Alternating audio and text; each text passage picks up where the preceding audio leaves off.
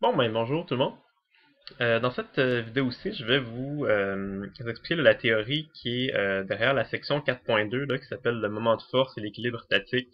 Tout ça évidemment tiré là, du livre Physique et sexy, tome A, mécanique. Donc, ok. Donc, dans la section 4.2, on va découvrir là, c'est ça, quelque chose, un nouveau concept là, qui s'appelle le moment de force. Ok. Et vous allez voir que ça va être lié là, à ce qu'on appelle aussi l'équilibre statique. Ok. Euh, Donc, on a les équations ici. On va voir ça dans quelques instants. C'est cette équation-ci qu'on va utiliser pour calculer ce qu'on appelle le moment de force. Donc, on va voir ça dans quelques instants. Mais avant d'aller plus loin, juste se rappeler aussi, quand on avait fait la section 4.1, là, ce que je vous avais mentionné, c'est que depuis le début de la session, là, dans les premiers chapitres, là, chapitre 1, chapitre 2 et chapitre 3, ce qu'on a fait, c'est que on a toujours considéré des objets qui pouvaient se déplacer euh, selon des translations, qui peuvent se déplacer là, soit vers la gauche, vers la droite, vers le haut, vers le bas. Dans certains cas, il y avait des accélérations. Dans certains cas, il y avait comme des mouvements combinés en X puis en Y, ce qui pouvait donner lieu à des paraboles ou des trucs comme ça. Mais c'est tout le temps juste des objets qui subissaient des translations. On n'avait jamais encore évoqué la possibilité que des objets puissent tourner sur eux-mêmes. Okay. Dans la section 4.1, on a vu que quand on permettait à des objets de tourner, ça donnait lieu à certaines complications, là, comme des vitesses angulaires, puis des trucs comme ça là, qui pouvaient intervenir. Et dans la section 4.2, ce qu'on va voir maintenant, c'est justement le fait que les objets puissent tourner comme ça. C'est un petit peu plus compliqué que ce qu'on a vu dans les trois premiers chapitres. Okay. Et une des choses que ça va occasionner, c'est la chose suivante. Okay? C'est que depuis le début, quand on disait qu'un objet était immobile, okay, on disait là, vous avez, je sais pas, un bloc sur un plan incliné, mettons s'il est immobile à cause du frottement, bon, peu importe la situation, mais quand on disait un objet est immobile, qu'est-ce que ça signifiait que dans votre tête, là, ça signifiait que la somme des forces qui agissaient sur l'objet était nécessairement égale à zéro. Okay? Parce qu'on disait si l'objet est immobile, ça veut dire qu'il subit aucune accélération ni en X ni en Y. Fait que ce qu'on disait dans notre tête, c'est qu'un objet qui était parfaitement immobile, ça signifiait pour nous que la somme des forces en X est égale à zéro et la somme des forces en Y est égale à zéro. Ça voulait donc dire qu'il y avait une accélération en X et en Y qui était égale à zéro. Okay? Si on a seulement des objets qui peuvent subir des translations, juste de dire ça, c'est suffisant. Parce que si vous avez seulement un objet qui peut faire des translations et qui a somme des forces en X égale 0, somme des forces en Y égale à 0, ben effectivement, ça veut dire qu'il ne bougera pas. Okay? D'ailleurs, quand on pose ces deux équations-là, la somme des forces en X égale 0, somme des forces en Y égale à 0, ça s'appelle l'équilibre de translation dans le plan XY. C'est-à-dire qu'un objet qui satisfait à ces deux équations-là, effectivement, là, il va être en équilibre de translation. Okay? Sauf que quand un objet peut tourner, vous allez voir que si on veut que l'objet soit vraiment, vraiment immobile, qu'il ne bouge pas d'aucune façon, juste d'avoir ces deux conditions-là, c'est pas suffisant. Ça prend autre chose que ça. Okay? Exemple très facile à comprendre. Imaginez que vous avez une espèce de règle en bois, un bâton de bois qui mesure une certaine longueur et l'objet a une certaine masse. Okay? Et quand on fait nos schémas de force, là, ce qu'on fait toujours, c'est qu'on applique notre le poids de l'objet, okay, qui est la force qu'on appelle mg. Là. Le poids de l'objet, on l'applique toujours au centre de l'objet. Okay. Si jamais ça vous intéresse, vous pouvez regarder par vous-même la section 4.3 qui s'appelle le centre de masse. On va vous expliquer pourquoi il faut faire ça. Mais bon, je peux vous le dire tout de suite, c'est toujours ça qu'il faut faire okay, pour les calculs. Donc, on place la masse, pas la masse, mais le poids de l'objet okay, en son centre. Fait que si on imagine ça, un objet qui a une certaine masse, donc on sait qu'il va subir une force vers le bas, c'est son poids, l'objet va être attiré vers le centre de la planète Terre, donc vers le bas, vers le sol, il va avoir tendance à tomber. Okay. Si on prend une corde et qu'on l'accroche, la corde à une des extrémités de notre règle, puis qu'on s'arrange pour que la tension qu'il y a dans la corde soit exactement égale au mg. Okay.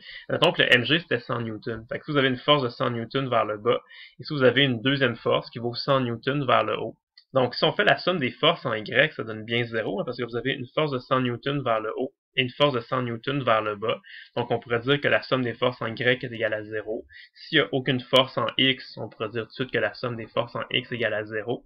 Fait que vous voyez que ici, là, si les deux forces sont égales à 100 newtons, ben, ces deux équations-là sont respectées. Pourtant, qu'est-ce qui va arriver dans la vraie vie là, si on place une règle comme ça avec une corde accrochée juste à son extrémité gauche puis qu'on lâche la règle? Est-ce que la règle va rester parfaitement immobile? Ben non, elle ne restera pas parfaitement immobile, elle va se mettre à tourner. Hein. La règle ici, là, elle va comme pivoter, elle va tourner vers le bas et la corde, elle, en tout cas, ça va comme se mettre à monter un petit peu. Donc la règle se mettrait à tourner un peu dans le sens horaire, là, si vous voulez. Mais en tout cas, vous comprenez que ça resterait pas immobile. Okay.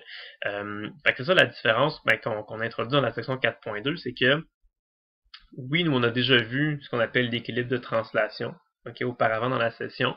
Là, ce qui est nouveau, puis ce qu'on voit, là, ce qui s'ajoute dans la section 4.2, c'est ce qu'on appelle l'équilibre de rotation. Donc, si vous voulez qu'un objet ne tourne pas sur lui-même, ça va prendre d'autres conditions qui vont être autre chose que ça. Okay. Et c'est ça qui va faire intervenir ce qu'on appelle les moments de force, ce qu'on va commencer, ben, ce qu'on va présenter là, dans la section 4.2. Okay. Juste pour mettre les choses un peu en contexte, là, on va faire une espèce de petite situation, une genre de petite expérience là, virtuelle qui va nous aider un peu à comprendre, à développer une espèce de feeling, c'est quoi le moment de force, puis qu'est-ce que ça signifie là, exactement. Okay. Donc, imaginons que, bon, on a la situation qui est ici, on a encore une règle de bois qui mesure 1 mètre de long, et elle a une masse qu'on connaît, là, 100 grammes, est attachée avec une corde là, qui est fixée au centre de la règle, puis on accroche des blocs sur cette corde-là. On accroche un premier bloc qu'on appelle le bloc A, qui a une masse de 200 grammes, on l'accroche à 40 cm à gauche du centre de notre règle, et on a un deuxième bloc qui a une masse de 400 grammes, celui-ci, donc qui a une masse 2 fois plus grande que le bloc A, et on se demande où est-ce qu'on devrait l'attacher ce bloc B-là, la corde qui va relier le bloc B, où est-ce qu'on devrait l'attacher sur notre règle pour que notre règle demeure en équilibre statique, okay? En position horizontale. Fait que si on veut que la règle soit en équilibre statique, là, équilibre statique, qu'est-ce que ça veut dire? Ça veut dire qu'à la fois, on veut que la règle elle soit en équilibre de translation et qu'elle soit aussi en équilibre de rotation. Donc, quelque chose qui est en équilibre statique, c'est quelque chose qui est vraiment là, immobile, qui bouge pas, qui fait pas de translation, qui fait pas de rotation non plus. Donc, quelque chose qui reste vraiment parfaitement immobile. Okay. Si vous aviez du vrai matériel devant vous, là, puis que vous faisiez pour vrai cette expérience-là, vous trouveriez comme résultat là, ce qu'il faut faire pour que notre règle demeure immobile, c'est qu'il faut accrocher notre corde ici qui soutient le bloc B. Il faut l'attacher à exactement 20 cm à droite du centre de notre règle. Donc sur le schéma ici qui est à l'échelle, il faudrait l'accrocher exactement ici. Okay. C'est sûr qu'il ne faut pas l'accrocher à 40 cm, parce que si vous l'accrochez à 40 cm ici, puis que vous l'accrochez à un point qui est exactement symétrique là, avec celui-là, bien sûr que si vous accrochez un 400 grammes ici, puis symétriquement de l'autre côté un 200 grammes, c'est sûr que votre règle ne restera pas en équilibre, là, votre règle elle va vraiment se mettre à tourner là, puis à pivoter dans le sens horaire. Donc c'est sûr que c'était pas ça. Mais là on vous le dit, qu'est-ce qu'il faudrait faire? Il faudrait le mettre à 20 cm. Okay? On va réfléchir un petit peu à ça, et surtout à qu'est-ce que ça implique. Okay? Mais d'abord, ce qu'on peut dire, c'est que si on se concentre juste sur la translation, ben ça c'est relativement simple à comprendre qu'est-ce qui se passe. C'est que si on dit que la règle, on veut qu'elle reste vraiment en équilibre statique, on veut qu'elle soit vraiment immobile, ben on pourrait analyser toutes les forces qui agissent sur la règle. Sur la règle, là, ben, premièrement, la règle a une certaine masse, donc elle a son poids qui est vers le bas, puis on lui a accroché 3 cordes. Donc des cordes, on sait que ça va toujours tirer sur les objets. Donc notre règle, elle aurait là 3 forces qui agissent vers le bas, une force qui agisse vers le haut. Et si on suppose que tout ça c'est immobile, donc en équilibre statique, il n'y a rien qui bouge, tout est immobile, ça veut dire par exemple que le poids du bloc A va être égal à la force de tension qui va tirer le bloc A vers le haut. Puis comme que les cordes de masse négligeable exercent toujours des tensions égales à chacune de leurs deux extrémités, ça revient à dire que la tension ici là, qui va tirer la règle vers le bas, la tension que dans la corde A, ça va tout simplement être égal au poids du bloc A. Donc on pourrait dire que la tension que dans la corde A, ça va être juste égal à la masse du bloc A fois G, donc 1,96 Newton. Pour le bloc B, même raisonnement, on aurait 3,92 Newton. Okay. Fait que si on raisonne juste en fait de translation, on comprend bien qu'est-ce qui se passe, c'est qu'on dirait que il faut que la force ici plus la force ici, plus la force ici. Donc en fait, la somme des 3 forces qui pointent vers le bas doit être égale à la force qui pointe vers le haut. Fait qu'on pourrait calculer comme ça, c'est quoi la tension qu'on aurait besoin d'avoir dans la corde C pour que notre règle ne se mette pas à accélérer ni vers le bas ni vers le haut. Okay. Mais c'est ça, ça c'est pour la translation. Pour la translation, ça se comprend quand même relativement bien. C'est pour la rotation que c'est plus difficile à comprendre parce que notre corde ici, qui supporte le bloc B, là, on comprend que si on déplaçait notre corde vers la gauche ou vers la droite, là, ben, la tension dans la corde B resterait quand même la même. Là, ça resterait juste le poids du bloc B, ça resterait 3,92 newtons. Okay? Mais si on veut que la règle ne se mette pas à tourner, il faut la placer à un endroit bien précis. Okay? Vous avez sûrement déjà l'intuition, mais on va comme le confirmer dans les formules qu'on va voir tout à l'heure. Mais dans cette situation-ci, la corde qui tire vers le haut, la corde qui a la tension TC et le poids de notre règle, ça va pas vraiment contribuer à faire tourner la règle ni dans un sens ni dans l'autre sens parce que c'est des forces qui s'appliquent exactement au centre de la règle, à l'endroit qu'on appelle aussi l'axe de rotation. C'est vraiment la tension dans la corde A et la tension dans la corde B qui vont contribuer, là, qui vont influencer dans quel sens que la règle va tourner. Okay? Puis bon, on remarque que dans cette situation-là, c'est comme ça que ça reste immobile. Okay? Fait que déjà, on voit qu'il y a comme une espèce de rapport là, entre les distances. Okay? Dans le fond, si vous regardez les chiffres, là, vous voyez que la masse du bloc B était 2 fois plus grande, donc dans la corde B, il y a une tension 2 fois plus grande aussi. Et pour que tout ça reste immobile, il a fallu accrocher la corde B à une distance ici qui est exactement 2 fois plus petite que celle-là. Donc, tu sais, la masse était 2 fois plus grande, on l'a accroché 2 fois plus proche. Fait que, tu sais, vous voyez qu'il y a une espèce de rapport avec les distances. Okay? Puis, effectivement, c'est quelque chose qui est important là, quand on va définir ce qu'on appelle le moment de force. Vous allez voir que c'est proportionnel là, à la distance qu'il y a entre l'axe de rotation et le point où la force est appliquée, qu'on appelle le point d'application de la force. Okay?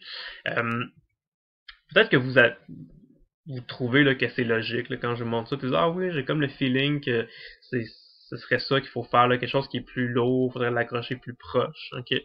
Je vais vous donner une autre façon aussi de raisonner. Puis peut-être que vous allez trouver encore plus facile cet exemple-là.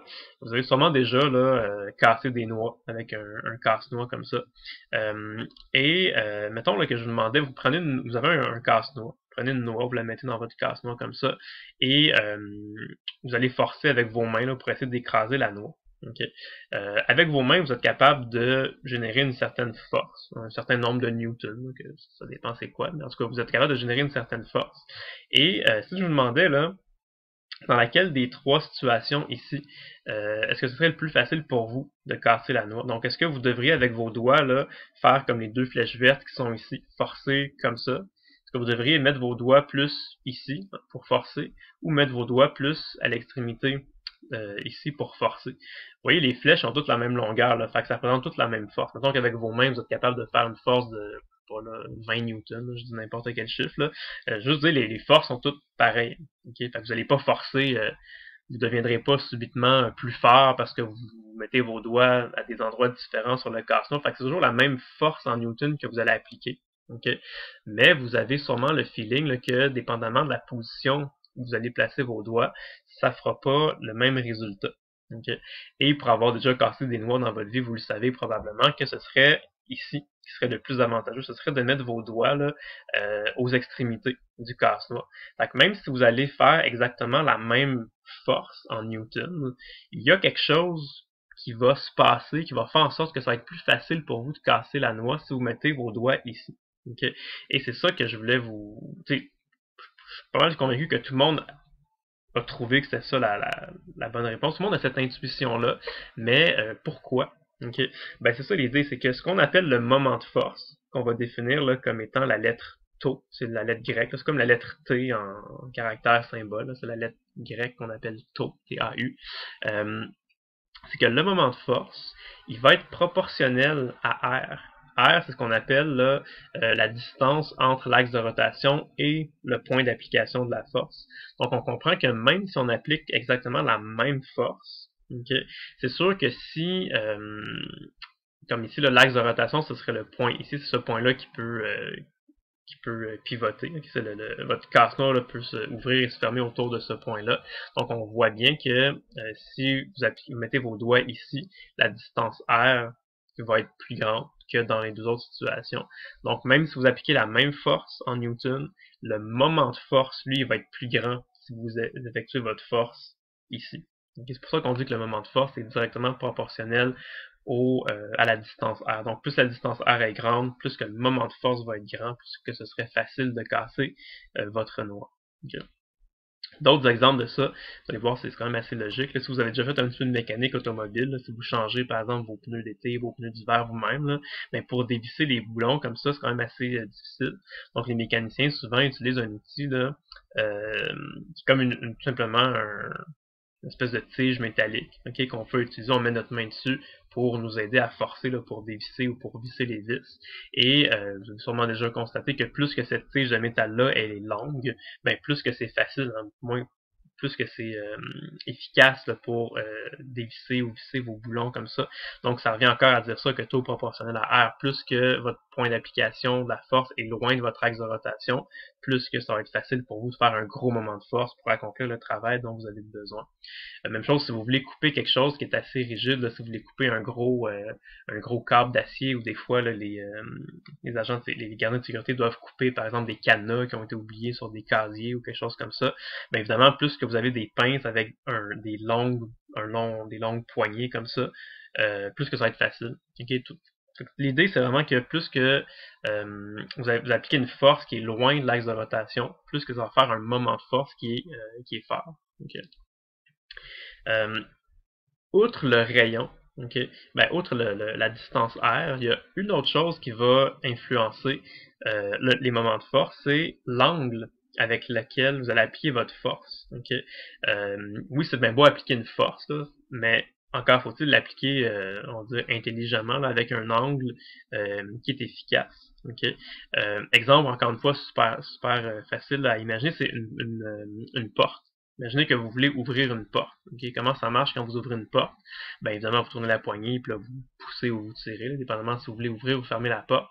La porte, ce qu'elle va faire, c'est qu'elle va tourner autour là, de ce qu'on appelle des charnières, donc ce qui relie la porte dans le mur, en fait, là, ce qui permet à la porte de tourner. Si on regarde la porte vue de haut, ça pourrait ressembler à ça. Donc on a notre porte qui est comme ça, vous voyez la poignée, et on a les charnières ici qu'on va appeler l'axe de rotation. Donc la porte peut tourner, là, soit dans horaire ou anti-horaire autour de ces charnières-là. Et évidemment, vous, si vous ouvrez la porte, qu'est-ce que vous allez faire? C'est que vous allez appliquer une certaine force là, sur la poignée avec vos mains, mais dépendamment dans quel angle que vous allez appliquer votre force, ça ne produira pas le même résultat. Par exemple, si vous prenez la poignée, puis vous la tirez vers la droite ou si vous la tirez vers la gauche, ben dans cette situation-là, ça fera absolument rien. La porte, elle va pas s'ouvrir, même si vous forcez très très fort vers la droite ou vers la gauche. Évidemment, quand vous voulez, mettons, ouvrir la porte, ce que vous allez faire, c'est que vous allez pousser, par exemple, devant vous, là, à 90 degrés. Okay? Si vous ne poussez pas à 90 degrés exactement, si vous poussez à un certain angle comme ça, qu'est-ce qui va arriver? Ben, en fait, ce qu'on peut comprendre, ce qui est assez logique, c'est que on peut imaginer que c'est vraiment juste la composante de la force qui est perpendiculaire à cette ligne-là, qui va vraiment là, qui va servir à ouvrir ou à fermer la porte, mais à faire bouger la porte. Okay? L'autre partie de la force, l'autre composante de la force qui serait juste parallèle là, à cette ligne-là, ben, elle ne fera pas grand-chose. C'est comme dans les deux situations ici. Okay? Donc, c'est pour ça que quand on va voir la formule du moment de force dans quelques instants, vous allez voir que ça dépend du sinus d'un angle. Okay? En fait, là, quand on va faire la force fois le sinus de l'angle, ça va juste correspondre à la composante de la force qui est perpendiculaire à la ligne qui est ici. Donc, si vous tracez dans votre tête une ligne droite qui part de l'axe de rotation, qui se rend au point d'application de la force. Donc, on aurait une ligne droite comme ça. Et c'est vraiment juste la composante de la force qui est perpendiculaire à cette ligne-là qui va être efficace, qui va être utile pour faire bouger votre objet, pour le faire tourner autour de l'axe de rotation. L'autre composante de la force, ça servira à rien. Donc c'est vraiment juste la composante perpendiculaire de la force qui va être utile, là, qui va avoir un effet sur le moment de force. Okay. Et dernière chose à mentionner avant d'en arriver à la formule, c'est que dans la vraie vie, là, c'est sûr que les objets peuvent tourner dans n'importe quelle direction. On habite dans un monde à 3 dimensions, donc on peut faire tourner des objets autour de n'importe quel axe dans l'espace. Okay?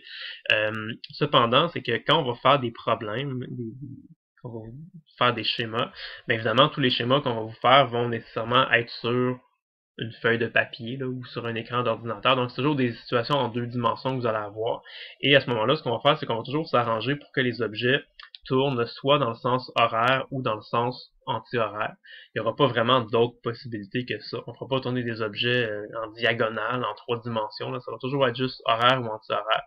Et dans ce cas-là, ce qui va arriver, c'est que vos moments de force vont tout simplement être soit positifs ou négatifs. Il n'y aura pas d'autres possibilités que ça. Okay. Comment on va faire pour définir un moment de force? Là? Comment on va faire pour lui attribuer un signe soit positif, soit négatif? Ben, c'est que souvent, ce qu'on va faire, c'est qu'on va tout simplement se fier à la convention de signe, même convention de signe qu'on utilisait dans la section 4.1, qui est le sens d'enroulement trigonométrique. En mathématiques, c'est comme ça, là, quand on a un cercle trigonométrique, 0 degré, c'est à droite, puis on tourne dans le sens anti-horaire. Donc, quand on tourne dans le sens anti-horaire, c'est positif. Donc, ce que ça veut dire, c'est que si vous avez des situations avec des forces qui ont tendance à faire tourner des objets dans le sens anti-horaire. Donc, dans ce sens-là ici, on va définir ces moments de force-là comme étant des moments de force positifs. Et si vous avez des forces qui ont tendance à faire tourner des objets dans le sens horaire, donc dans le sens contraire de cet axe positif-là, on va définir ces moments de force-là comme étant des moments de force négatifs. Okay. Je vais en faire des exemples avec vous dans quelques instants, mais c'est la convention qu'on va utiliser. Fait que les moments de force vont être soit positifs, soit négatifs. Okay. Fait que si on résume tout ce qu'on a dit jusqu'à présent, on a vu 3 choses là, qui concernent les moments de force. On a vu premièrement que le moment de force était proportionnel à la distance R. Donc plus que vous appliquez une force loin de votre axe de rotation, plus que ça va faire un gros moment de force. On a vu que le moment de force était proportionnel uniquement à la composante de la force qui est perpendiculaire à votre ligne là, qui rejoint votre axe de rotation de votre point d'application de la force. Donc on peut l'écrire le F fois sin de θ ou F fois sin de phi. Là. Ça correspond à la composante perpendiculaire de votre force. Okay?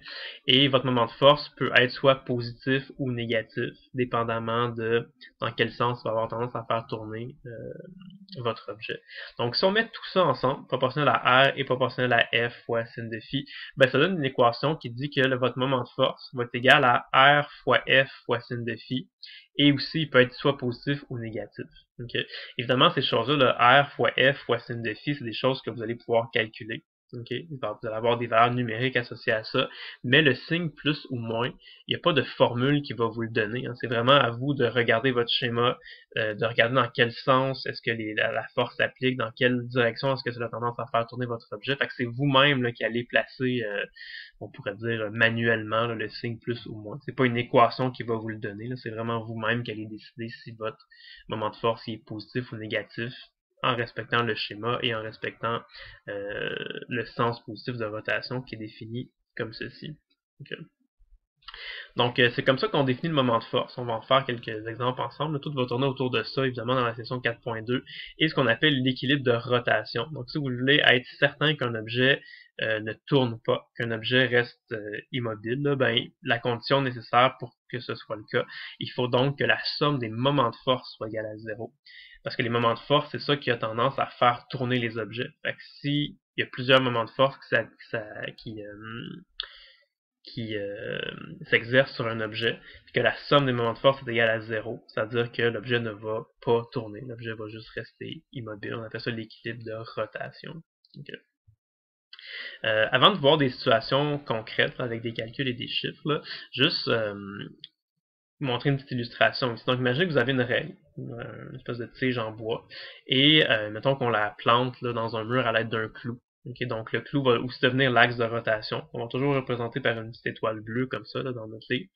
Fait qu'on imagine que la tige peut tourner autour de cet axe de rotation-là. Elle pourrait tourner soit dans le sens horaire, soit dans le sens anti-horaire. Okay. Par convention, quand ça tourne dans le sens anti-horaire, on va définir ça comme étant positif. Okay. Juste pour vous montrer un petit peu là, développer une espèce de feeling là, de cette formule-là, c'est que si on avait ça comme ça, vous avez votre règle, vous avez une force là, qui s'applique comme ça en diagonale, ce qu'on pourrait comprendre, c'est que, bon, premièrement, cette force-là, on pourrait la décomposer. Elle aurait là, une composante qui est parallèle et une composante qui est perpendiculaire à la ligne qui rejoint l'axe de rotation et le point d'application de la force. Donc ici, la ligne qui rejoint l'axe de rotation et le point d'application de la force, ce serait seulement une ligne horizontale. Okay. Donc on comprend que la composante ici de la force qui serait horizontale, qui serait F fois cos de phi, ben cette composante-là aurait aucun effet. c'est pas cette composante de force-là qui contribuerait à faire tourner la tige de soit dans le sens horaire ou anti-horaire. Cette composante de force-là, elle ferait pas grand-chose, elle ferait essentiellement rien. Okay. Par contre, la composante qui est perpendiculaire à notre ligne ici, c'est la composante qui est en rouge, qui correspond justement à F fois le sin de phi. Ça, elle va vraiment contribuer à faire tourner notre objet. Okay. Et si vous imaginez que vous forcez là, avec la force rouge comme ça, qu'est-ce que ça va avoir comme effet? C'est que ça va avoir tendance à essayer de faire tourner notre règle dans le sens anti-horaire. Si je vous fais une petite animation comme ça, vous allez peut-être mieux le comprendre. Donc, on pourrait dire que comme ça a tendance à faire tourner notre tige autour de notre axe de rotation dans le sens anti-horaire, ce serait donc un moment de force qu'on définirait comme étant positif. Okay. Voilà. Donc, si je vous demandais par exemple les petits exemples qu'il y a ici, ce serait quoi le signe du moment de force dans les différentes situations qu'on a là? Okay. Donc ici, si vous voyez là un axe de rotation comme ça, avec une force qui est appliquée ici, mais on comprend que ce serait un moment de force qui serait positif, hein, parce que cette force-là aurait tendance à faire tourner la règle dans le sens anti-horaire autour de notre axe de rotation, donc dans le même sens que ça, donc un moment de force qui serait positif. Okay. Si on garde la même règle, avec la même force, mais qu'on change de point l'axe de rotation, donc ça, au lieu de planter notre clou ici, puis de faire un axe de rotation là, si on met l'axe de rotation ici, là, évidemment, ça change tout. C'est la même règle, la même force, tout ça, sauf que là, si notre axe de rotation est là, notre force est appliquée ici, là, on comprend que ça va plutôt avoir tendance à faire tourner la règle dans le sens horaire. Donc, ce serait un moment de force qui serait négatif, parce que ça va faire tourner la règle dans le sens contraire de ce qu'on a défini ici comme étant positif. Okay? Fait que vous allez voir, quand vous allez faire les problèmes, c'est bien important de ne pas juste regarder la force, mais de regarder aussi où se trouve votre axe de rotation. Si vous changez la position de votre axe de rotation, c'est sûr que ça va changer le signe de votre moment de force. Il faut faire attention à ça.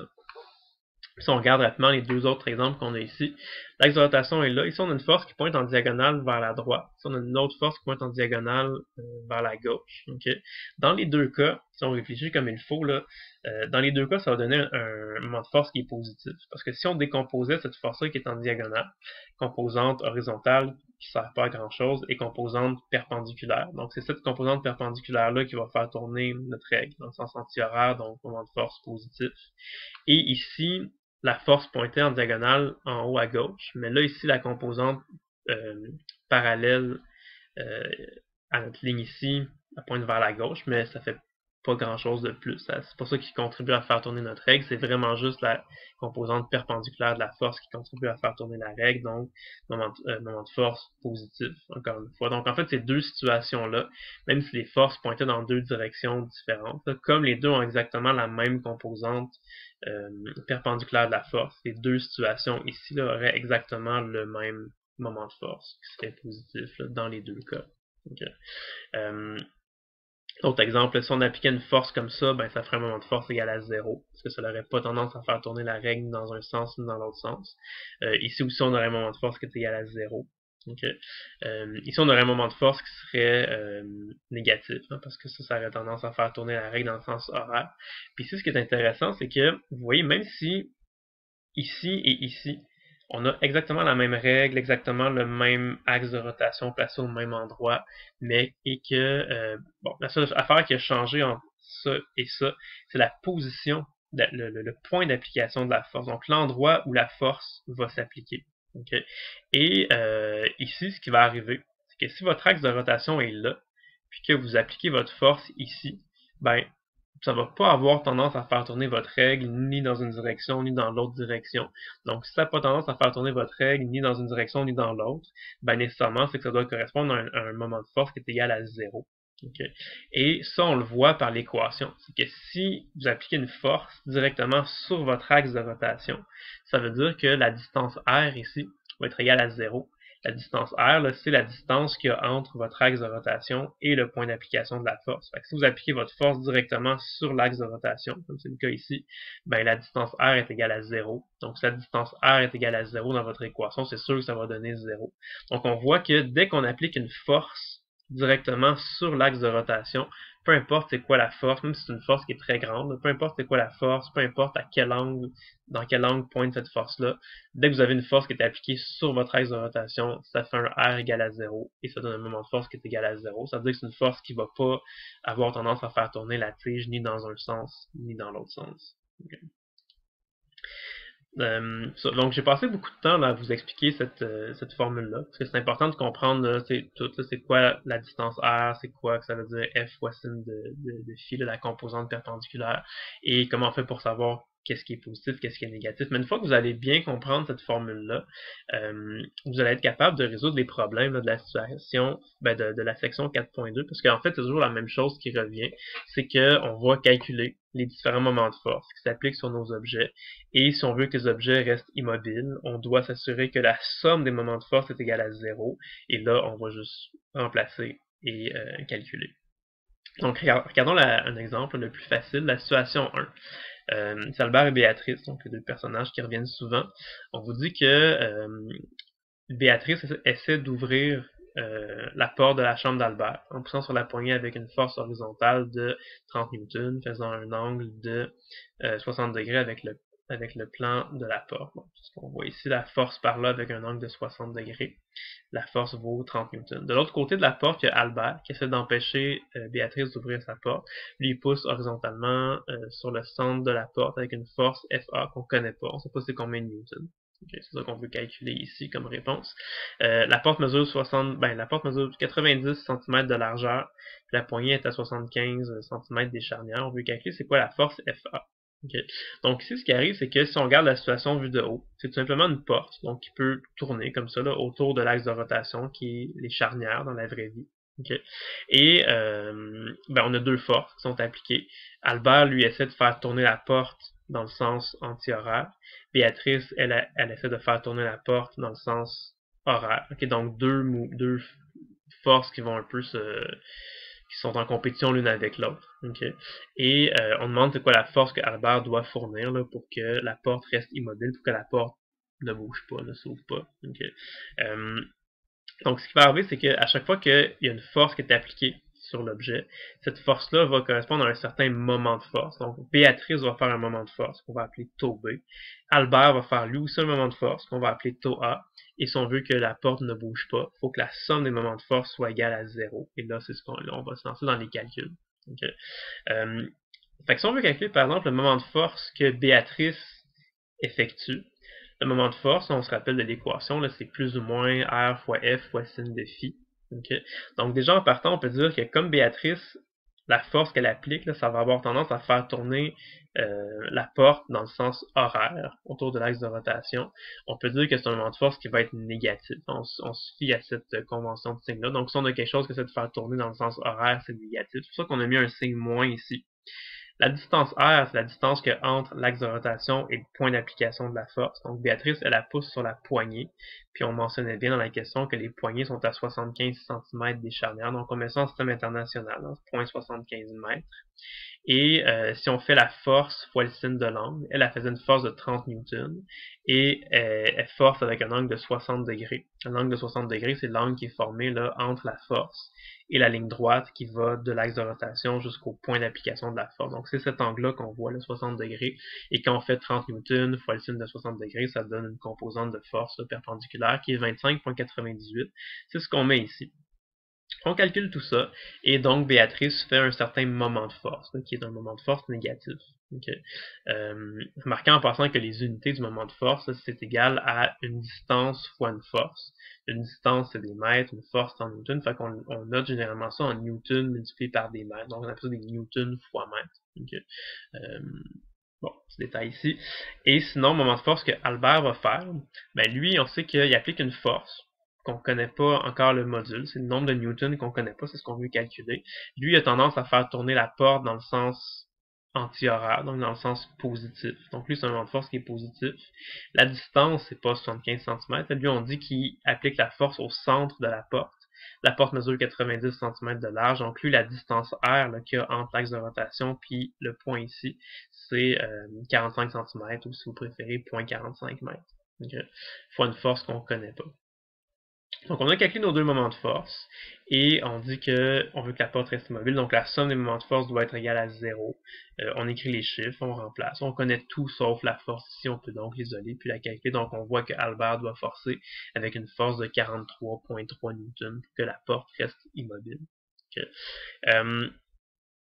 Peut-être que vous trouvez ça mélangeant un petit peu au début, là, parce que c'est le premier exemple qu'on regarde, mais ça c'est quand même un exemple qui est relativement simple, dans le sens que il y avait juste deux forces qui s'appliquaient sur notre porte, donc juste deux moments de force à calculer, et la somme des deux doit être égale à 0, donc on écrit, on isole. Okay. Généralement, ce qui va arriver dans les problèmes, c'est que vous allez avoir plus que deux forces qui vont s'appliquer, donc vous allez avoir plus que juste deux moments de force à calculer. Okay. Dans la situation 2, par exemple, déjà, il y a pas mal plus de force. On a une tige, une règle en bois, okay, qui a une certaine masse. Donc, il va avoir une force là, de gravité vers le bas, donc le poids mg vers le bas, qu'on place toujours au centre de l'objet. Et il y a trois cordes qui sont attachées après cette règle-là. Donc, en tout, il va y avoir quatre forces qui vont s'appliquer sur notre règle. Fait que si on a quatre forces, c'est-à-dire qu'on pourrait possiblement avoir jusqu'à 4 moments de force à calculer.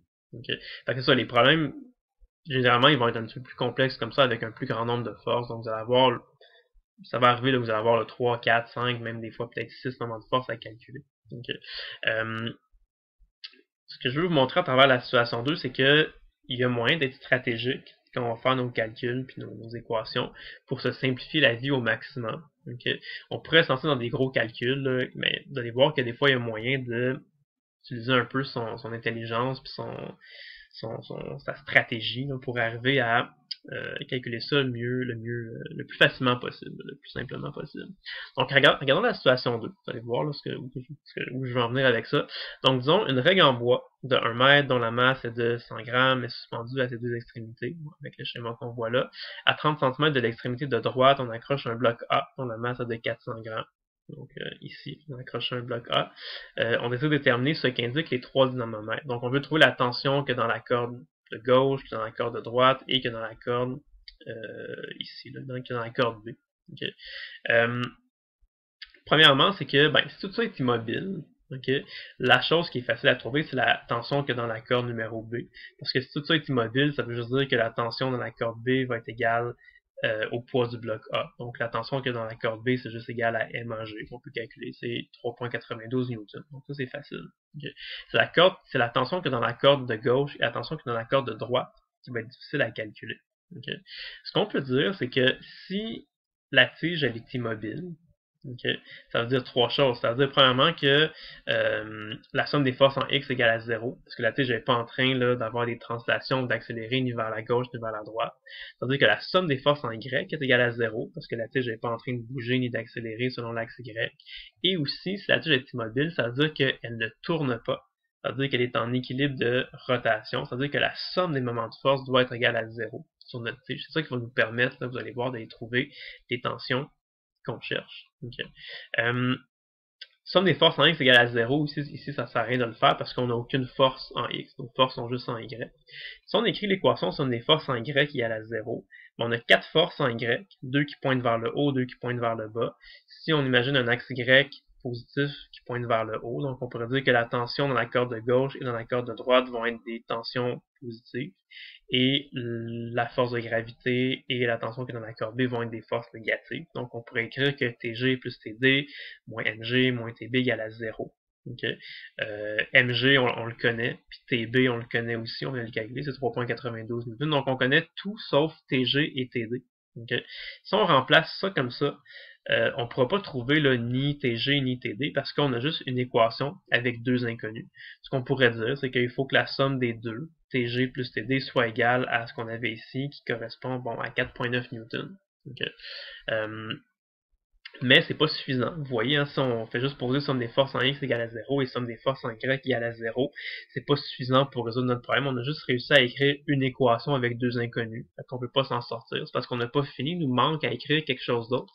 Il nous manque à écrire aussi l'équation qui dit que la somme des moments de force égale à 0. L'équation qui est écrite ici.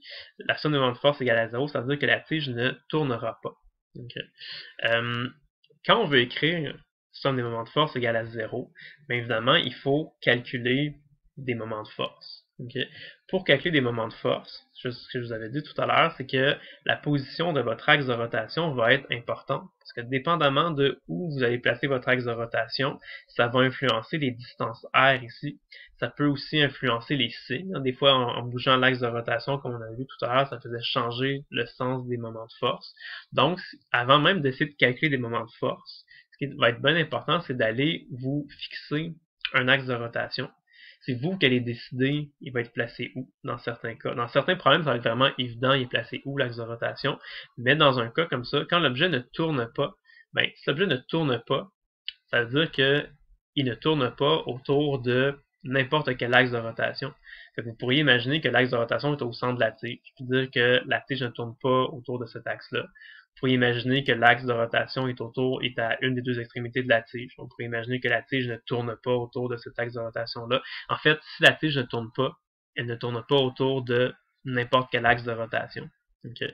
Ce que je veux vous montrer ici, c'est que dépendamment de à quel endroit vous décidez de placer votre axe de rotation, ça peut, dans certains cas, être beaucoup plus facile à venir résoudre votre problème. Okay? Fait qu'il faut être stratégique dans notre choix d'où on place l'axe de rotation.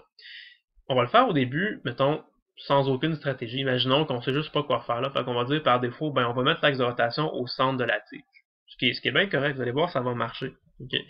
Si on place l'axe de rotation au centre de la tige, ce qui va arriver, c'est qu'on a nos 4 forces ici. Donc, ça pourrait, en principe, là, produire 4 moments de force différents qu'il faudrait calculer. Sauf que ben, le moment de force qui est généré par la gravité, ce ne sera pas vraiment un moment de force, ça va être égal à 0.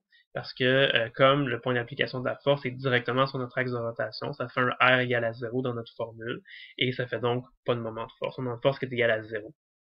Donc, il va juste nous rester 3 moments de force à calculer. Okay. À chaque fois qu'on calcule un moment de force, il faut faire le plus ou moins R fois F fois le signe de l'angle. Okay. Donc, si on y va, par exemple, avec le moment de force fait par la corde de gauche, la tension de gauche, ben, si notre axe de rotation est là, la corde de gauche a tendance à faire tourner la tige dans le sens horaire, donc dans le sens contraire de notre convention de signe. C'est pour ça qu'on met un signe négatif ici. La distance R, c'est la distance qu'il y a entre l'axe de rotation et notre point d'application de la force. Donc cette distance R-là, c'est 0,5 mètres. Et la force, qu'on ne connaît pas là, c'est la tension qu'il y a ici, fois le sinus de 90 degrés. Sinus de 90 degrés, ça donne 1. Donc le moment de force fait par la corde, fait par la tension que dans la corde de gauche, ce serait égal à ça ici. On pourrait faire la même chose pour la tension que dans la corde B et la tension que dans la corde D. Okay? Donc, on aurait 3 moments de force qu'on serait capable de calculer. Okay? Et là, on pourrait dire que la somme des moments de force est égale à 0. On pourrait que la somme de ces 3 moments de force-là soit égale à 0. Et encore une fois, quand on écrit nos équations, on va se retrouver encore avec la variable TG, la variable TD qu'on ne connaît pas, parce qu'on ne connaît pas la tension que dans la corde de gauche et dans la corde de droite. Okay? Mais c'est pas grave, parce que si vous faites ça, vous avez réussi à écrire une deuxième équation qui contient là, la variable TG et TD. Et là, en combinant ça avec l'équation qu'on avait écrite tout à l'heure, on se retrouve avec un système qui contient 2 équations et 2 inconnues. Et un système de 2 équations et 2 inconnues, ça se résout algébriquement. On est capable de résoudre ça.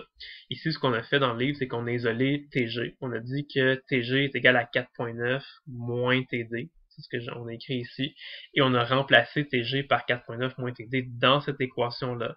Et en faisant ça, on se retrouve avec une équation qui contient seulement des TD. Là, on est capable d'isoler, puis de trouver TD, qu'est-ce que ça vaut. Une fois qu'on a trouvé TD, on a juste à dire que TG, c'est 4,9 moins TD, puis bon, on le calcule, on le trouve. Okay. Bon, fait on était capable comme ça de trouver nos valeurs de tension dans la corde de gauche, dans la corde de droite. Okay? Ce que je veux vous indiquer, vous faire réaliser, c'est que la façon qu'on vient de le résoudre ici, c'était pas ça la façon qui était la plus simple et la plus stratégique. Okay? Il y aurait moyen d'y aller plus simplement que ça. Okay? Pourquoi? Ben, ce qu'on aurait pu faire, okay? Comme dans ce problème-là, on avait 2 inconnus. Il y avait la tension dans la corde de gauche qu'on ne connaissait pas. Il y avait la tension dans la corde de droite qu'on ne connaissait pas non plus. Donc on avait 2 inconnus là, qui étaient TG et TD. Ce qu'on pourrait faire, ce qui serait plus stratégique, c'est notre axe de rotation, là, au lieu de le placer au centre, comme ça, c'est qu'on pourrait aller le placer à une des 2 extrémités de la corde. Par exemple, si on place notre axe de rotation ici, sur l'extrémité gauche de la corde, c'est ce qui est fait dans la situation 3. Là, ce qui va arriver, c'est que la corde de gauche, on ne connaît pas encore sa tension, qu'on repart notre problème à zéro. Là. On fait ça comme ça. La tension que dans la corde de gauche, on ne sait pas encore c'est quoi. On ne la connaît pas encore le nombre de newtons. Mais même si on ne la connaît pas, on sait que en faisant ça, là, notre tension gauche est appliquée directement sur notre axe de rotation. Donc, elle a une distance R égale à 0 dans nos équations quand on veut calculer le moment de force. Donc, ça va faire un moment de force qui est égal à 0. Si on a un moment de force qui est égal à 0, ben là, ce moment de force-là, on ne peut pas le calculer, il est juste égal à 0. Et quand on va faire notre somme de moments de force égale à 0, là, on va avoir ces trois forces-là qui vont faire chacune un moment de force. Donc, on va avoir trois moments de force à calculer.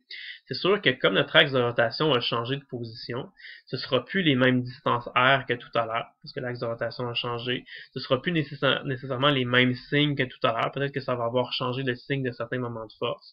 Mais ce qui va arriver, c'est que le moment de force qui est généré par la force ici et par cette force-là, c'est tous des chiffres qui sont connus et on va avoir seulement une seule inconnue dans notre équation. Il y a juste la tension dans la corde de droite qu'on ne connaîtra pas. Vous voyez, quand on va écrire nos trois moments de force, là, c'est les deux premiers moments de force, on est capable de les calculer parfaitement, des vrais chiffres là, numériques. Et dans le troisième, on a une inconnue. Donc, quand on va écrire l'équation somme des moments de force égale à 0, on va avoir tout de suite au départ là, une équation qui contient seulement une seule inconnue. Et là, on va être capable de l'isoler facilement. Okay. Fait que vous voyez que pour résoudre le même problème, la même situation, okay, dépendamment de où on place notre axe de rotation, ça peut changer un peu la résolution du problème. Okay. Ce qui est le plus stratégique en général, c'est d'aller placer votre axe de rotation directement sur une des inconnues que vous ne connaissez pas. Donc en faisant ça, ça va juste comme annuler une inconnue dans votre équation là, des moments de force et ça va faire ça va faire une inconnue de moins. Donc, vous n'avez pas besoin de faire un système de deux équations, deux inconnues. Vous allez avoir tout de suite une équation qui se résout avec une seule inconnue. Donc, ça va se faire beaucoup plus simplement, beaucoup plus rapidement. Okay. Ici, on l'a mis sur la corde de gauche. On aurait pu évidemment la mettre sur la corde de droite. Si on avait mis notre axe de rotation ici, ben là, c'est ce moment de force-là qui aurait été égal à 0. On aurait eu 3 moments de force à calculer. Donc les calculs auraient été légèrement différents, mais on aurait eu une équation dans laquelle on aurait eu seulement TG comme inconnu. Donc on aurait pu trouver tout de suite TG au départ. Okay. Ça peut être un peu abstrait comme ça, mais en tout cas, quand vous allez faire des problèmes, vous allez vous rendre compte que dépendamment de à quel endroit vous placez votre axe de rotation, dans certains cas, ça va être beaucoup plus simple, beaucoup plus stratégique. Okay. Certains endroits plus que d'autres. Ici, là, sans résoudre le problème 4.2.2 avec vous, je veux juste vous faire réfléchir un peu et vous indiquer à quel endroit ce serait le plus simple là, de placer votre axe de rotation. C'est que vous avez une tige qui est suspendue là, avec 4 cordes. Donc, une corde G, une corde droite, une troisième corde qui suspend le bloc A, une quatrième corde qui suspend le bloc B. Donc, la corde ici et la corde ici, c'est vraiment deux cordes différentes. Okay. Et encore une fois, on ne connaît pas la tension qu'il y a dans la corde de gauche et dans la corde de droite. Okay. Fait qu'ici, si je vous demandais de résoudre ce problème-là, à quel endroit ce serait le plus stratégique d'aller placer son axe de rotation? Ben là, ici, on vient de vous dire que souvent, c'est plus stratégique d'aller le placer sur une des deux inconnues. Okay. Donc ici, comme on ne connaît pas TG ni TD, ben ce serait probablement plus stratégique de soit venir placer votre axe de rotation ici, ou de venir le placer ici. Okay. Mais dans cette situation particulière-là, ce serait doublement avantageux de venir placer votre axe de rotation ici, parce que non seulement, quand vous allez placer votre axe de rotation là, ça va comme vous permettre là ça va comme vous retirer une inconnue de vos équations, parce que même si vous ne connaissez pas TD, comme ça va avoir une distance R égale à 0, ça va faire un moment de force qui est nécessairement égal à 0, si vous ne connaissez pas la tension TD. Puis en plus, ça va faire que ce moment de force-là ici, qui est créé par la corde qui supporte le bloc B, ce moment de force-là aussi va être égal à 0. Fait en plaçant votre axe de rotation ici, ça vous fait deux moments de force qui sont égaux à 0. Fait que ça vous en laisse moins à calculer. Vous allez donc avoir moins de moments de force à calculer, moins de termes dans vos équations, et vous allez avoir seulement une inconnue qui est la tension dans la corde de gauche. Donc ça va être beaucoup plus facile de résoudre votre problème en mettant votre axe de rotation ici. Okay. Donc ça vaut la peine parfois de juste analyser un petit peu votre problème, de poser des questions, puis de réaliser là, où est-ce que je devrais placer mon axe de rotation pour que mon problème puisse se résoudre le plus simplement possible. Okay. Si vous n'avez pas cette intuition-là, puis ce petit éclair de génie-là, ben c'est pas grave, parce que peu importe où vous allez placer votre axe de rotation, euh, vous allez quand même trouver la bonne réponse. C'est juste que parfois, ça va peut-être être un petit peu plus long, ça va peut-être juste nécessiter un peu plus de calcul ou résoudre un système de 2 équations, 2 inconnues, ce qui n'est pas la fin du monde, là. Mais c'est juste que si vous êtes capable de voir là, dès le départ l'endroit le plus stratégique pour placer votre axe de rotation, ben ça va juste simplifier grandement les calculs. C'est juste ça. Okay. OK. Donc, dans les situations qu'on vient de, dans cette situation-là, ou celle-ci, que je viens de vous montrer, on avait des tiges qui étaient horizontales, avec des cordes qui étaient verticales. Okay? Donc, les angles impliqués, là, quand on fait le R fois, F fois sin de phi, ben, les angles, c'était 90 degrés, puis sin 90, ça donnait égal à 1. Je suis sûr que vous voyez pas d'angle apparaître dans ces équations-là. Ce sera pas toujours aussi simple que ça. Ça va arriver, par exemple, là, comme par exemple dans la situation 4, où vous avez une tige qui est croche, qui forme un certain angle avec des cordes qui, elles aussi, sont croches, là, qui vont être à des angles un peu bizarres. Là. C'est sûr que c'est un petit peu plus compliqué quand ça arrive. Okay? Mais si on s'énerve pas, on panique pas, puis on calcule, là, on applique la même procédure, on calcule nos moments de force, on applique nos équations, somme des forces en x égale 0, somme des forces en y égale à 0, et aussi somme des moments de force égale à 0, puis on calcule individuellement nos moments de force, on écrit nos équations comme ça, on va s'en sortir. C'est juste pour vous dire, bon, je ne vais pas la faire tout au long, c'est fait dans le livre, c'est la situation 4, mais juste vous dire que ça va arriver, là, avec vous allez avoir des tiges comme ça qui sont croches, avec des cordes qui sont un peu croches aussi, okay? Mais c'est juste un petit peu plus compliqué au niveau des calculs, mais c'est la même technique là, de résolution qu'on applique. Okay? Même si en regardant ça, peut-être que ça a l'air compliqué et qu'il y a beaucoup de calculs, je comprends, là, mais bon, c'est ce que je peux quand même vous dire, c'est que ça, c'est un exemple de situation, oui, qui est un petit peu compliqué, mais c'est quand même quelque chose qui demeure, d'une certaine façon, assez simple, dans le sens que on sait exactement, déjà d'avance, là, on sait déjà exactement dans quel sens toutes nos forces vont pointer. Okay. On sait par exemple que la force de gravité va pointer exactement vers le bas. On sait par exemple que la force de tension que dans la corde B va pointer elle aussi exactement vers le bas. Puis on sait que la force de tension dans la corde de gauche va pointer exactement là, à 30 degrés, là, dans le deuxième cadran, là, à 30 degrés à gauche là, de la verticale. Tu sais, on sait tout de suite exactement dans quelle direction les forces vont pointer. Donc c'est sûr que ça nous facilite un peu notre problème. Okay. C'est sûr qu'il faut calculer, il faut juste bien voir le schéma, bien comprendre comment les angles sont placés, comment bien les entrer dans les formules, mais tous les angles sont connus, toutes les directions des forces sont connues dès le départ. Okay? Ce qui ne sera pas toujours le cas. Okay? Par exemple, là, il y a des objets qui s'appellent des charnières. Okay? Donc des charnières, c'est par exemple là, des fois, on voit ça quand vous avez des pancartes là, qui sont suspendues après des murs ou des poutres, là, comme ça. Fait que la charnière, c'est une pièce qui est mobile. Donc, si vous avez une poutre comme ça là, qui est accrochée qui est reliée à un mur à l'aide d'une charnière, ben la poutre, elle peut pivoter là, dans la charnière, comme ça, là, soit dans le sens horaire, soit dans le sens anti-horaire. Mais ce qui est particulier un petit peu d'une charnière, c'est que contrairement à une corde, là, une charnière, on peut pas savoir d'avance dans quel sens est-ce que la force, on peut pas savoir d'avance dans quel sens est-ce que la charnière va exercer sa force. Okay? Contrairement à une corde, si je montre un schéma comme ça, vous voyez une corde qui est accrochée comme ça, ben une corde c'est facile, on sait tout de suite que les cordes peuvent juste tirer les objets. Fait que si vous avez une corde qui est attachée comme ça, on le sait d'avance que dans cette corde-là, il va y avoir une tension. C'est sûr et certain que la tension va pointer dans cette direction-là, dans la même direction que notre corde. Okay? Mais si vous avez une charnière, vous ne pouvez pas savoir à l'avance dans quel sens est-ce que votre charnière va exercer sa force. Ça se pourrait qu'elle applique une force juste horizontalement ou juste verticalement, après appliquer une force en diagonale là, vers le haut, le bas, dans n'importe quel des 4 cadrans là, du plan cartésien. Fait que ça qui est un petit peu compliqué d'une charnière, c'est qu'on peut pas savoir d'avance dans quel sens est-ce qu'elle va exercer sa force. Fait que comment on fait pour résoudre des problèmes, là, comme la situation 6, par exemple, un problème avec une poutre là, qui est reliée à un mur avec une charnière, et là on veut aller calculer, par exemple, les modules de la force exercée par la charnière, trouver la tension dans la corde. Donc, on veut résoudre nos équations. Comment on peut faire pour s'en sortir là, si on connaît même pas d'avance dans quel sens est-ce que notre charnière va exercer sa force? Okay? Ben, vite de même, c'est vrai que ça a l'air presque impossible de résoudre le problème, mais le truc qu'on peut faire, puis qu'on vous explique comment faire, là, en exemple dans la situation 6, c'est que même si on ne sait pas d'avance dans quel sens est-ce que la force va être exercée par la charnière, ben c'est pas grave, parce que même si c'est une force qui est inconnue, n'importe quelle force inconnue qui pointe dans une certaine direction quelconque, ben nécessairement, elle va quand même toujours avoir une composante horizontale et une composante verticale. Fait que même si on ne sait pas d'avance dans quel sens pointe la force exercée par la charnière, c'est que on va supposer, quand vous faites votre schéma, là, vous supposez une direction, ben deux composantes de force. Une composante qu'on appelle généralement CH et CV.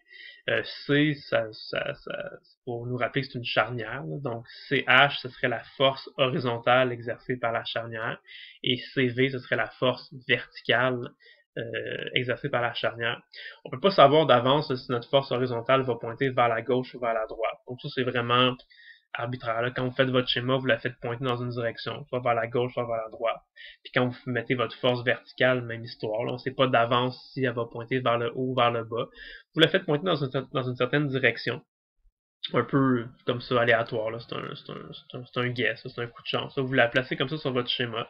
Quand vous écrivez vos équations, bien évidemment, vous respectez votre hypothèse comme ça. Par exemple, si vous avez dit que, mettons, la force verticale, vous l'avez placée vers le haut, mais dans votre équation en Y, là, cette force que vous avez appelée CV, elle va être positive, hein, parce qu'elle pointe vers le haut dans le même sens que l'axe Y. Fait que vous faites ça, et vous faites votre problème comme d'habitude. Okay? Et quand vous allez trouver à la fin vos composantes CH et CV, si vous trouvez des composantes qui sont positives, comme c'est le cas ici, ça veut dire que vous aviez eu raison, que les composantes CH et CD pointaient réellement dans ces directions-là. Mais si jamais vous vous êtes trompé, par exemple, là, vous avez placé votre force là, horizontale vers la droite, ben là, tout ce que ça va faire, c'est que quand vous allez faire votre calcul ici, vous allez trouver une composante CH qui est négative. Fait que si vous trouvez une composante qui est négative, ça veut tout simplement dire que elle pointait dans la direction contraire de ce que vous avez indiqué sur votre schéma. Okay. Et fait que c'est un peu la complication. Donc, vous allez calculer séparément les forces CH et CV. Et une fois qu'on connaît CH et CV, on connaît les deux composantes horizontale et verticale de la force qui est exercée par la charnière. Et à partir du moment où on connaît les deux composantes, ben c'est comme si vous connaissiez les deux composantes d'un vecteur. On pourrait vous demander de calculer, par exemple, la norme de ce vecteur-là. En faisant Pythagore, on l'obtient. Ou on pourrait vous demander de trouver aussi, par exemple, dans quelle direction va pointer cette force-là. On pourrait s'en sortir en calculant avec une tangente, par exemple. Okay, donc, c'est vraiment les deux composantes d'un vecteur. Okay. Donc, si on le regarde rapidement, là, cet exercice-là, donc on avait la masse de notre tige qui était de 10 kg, on avait un angle de 30 degrés, et on cherchait donc à calculer justement le module de la tension qui est dans notre corde et le module là, de la force exercée par la charnière. Donc, si on nous dit que c'est immobile, encore une fois, ça veut dire que c'est en équilibre statique. Quelque chose qui est en équilibre statique, ça veut dire que c'est quelque chose qui ne subit aucune translation et aucune rotation. Donc, si ça subit aucune translation, ça veut dire que ce sont des forces en x égale à 0, ce sont des forces en y égale à 0. Et si ça ne tourne pas, ça veut dire que la somme des moments de force va être égale à 0. Okay. Et donc ici, ben, on a écrit toutes les forces. Hein. Il y avait 4 forces en fait qui s'appliquaient sur notre poutre. Il y avait son poids, mg vers le bas, qu'on applique là, au centre de notre poutre. Il y avait la force de tension qui pointait à 30 degrés, dans le même sens que la corde. Et les deux forces qu'on a appelées CH et CV. Okay. Donc on peut faire déjà à ce moment-ci la somme des forces en x égale à 0. Donc, on écrit, là, on avait deux forces en x, t cos 30 qui était positif, et ch qui était négatif, égal à 0. Somme des forces en y égale à 0. On a trois composantes. On a t fois le sin de 30 qui est positif, cv qui est positif, et mg qui est négatif, égal à 0. Donc, ça nous permet déjà de trouver, d'isoler en fait le CH et CV en fonction de la tension. Donc, dès qu'on va connaître la tension, on va être capable de venir calculer CH et CV sont égales à quoi. Et pour trouver la tension, on va utiliser l'équation de la somme des moments de force égale à 0. Avant d'écrire l'équation de la somme des moments de force, il faut trouver l'endroit où on va appliquer notre axe, où on va placer notre axe de rotation. Et comme on a vu tout à l'heure, souvent c'est stratégique d'aller le mettre sur des inconnus. Ici, nos inconnus, il y a la tension qu'on connaît pas, il y a CH qu'on connaît pas, il y a CV qu'on connaît pas. Donc le choix le plus stratégique, c'est évidemment de venir placer votre axe de rotation ici, directement sur la charnière, ce qui fait en sorte que même si vous ne connaissez pas CH et CV, c'est pas grave, parce que dans vos équations, les moments de force associés à ces deux forces-là vont être égaux à 0. Fait qu'en faisant ça, là, en plaçant votre axe de rotation ici, c'est comme si d'un seul coup, vous veniez de vous débarrasser de deux de vos trois inconnus. La seule inconnue qui va vous rester, c'est la tension. Okay? Vous allez avoir juste deux forces qui vont faire des moments de force. Donc, vous allez avoir seulement deux moments de force à calculer. Et dans cette équation-là, il y a juste la tension qui va être l'inconnu. Donc, vous allez pouvoir trouver votre tension. Et une fois que vous connaissez la tension, vous pouvez aller dans les équations que vous avez trouvées tout à l'heure, trouver CH, trouver CV, et à partir de là, si vous connaissez CH et CV, bien, vous connaissez toutes les composantes. Donc, il reste simplement à faire Pythagore là, pour trouver la composante de le module de la force exercée par la charnière. Okay. Donc, juste rappeler, l'idée, c'est que quand vous avez une charnière, supposez décomposition en deux forces, même si vous ne les connaissez pas encore. Là, supposez qu'il y a une force horizontale qu'on appelle CH, une force verticale qu'on appelle CV. Entrez ça dans vos équations de force, dans vos équations pour calculer faire les équations comme d'habitude, et vous allez trouver séparément que vos CH, que vos CV. Puis à partir de ce moment-là, vous avez les deux composantes de votre vecteur, donc vous pouvez calculer euh, n'importe quoi. Vous connaissez le vecteur dans son ensemble. Okay. Je vais arrêter ici pour le cours là, sur la section 4.2, mais je vais produire une prochaine vidéo là, où je vais faire un exercice résolu. Je vais faire l'exercice 4.2.9. Okay. Donc, il ressemble un petit peu à la situation 6. Il y a une charnière. Vous allez voir un exemple là, complet le résolu. Et même cet exercice-là est encore plus compliqué que celui-ci parce que notre tige n'est pas horizontale. Elle forme un angle de 20 degrés avec l'horizontale. Donc, ça va compliquer encore un petit peu plus les choses. Okay. Voilà pour la section 4.2.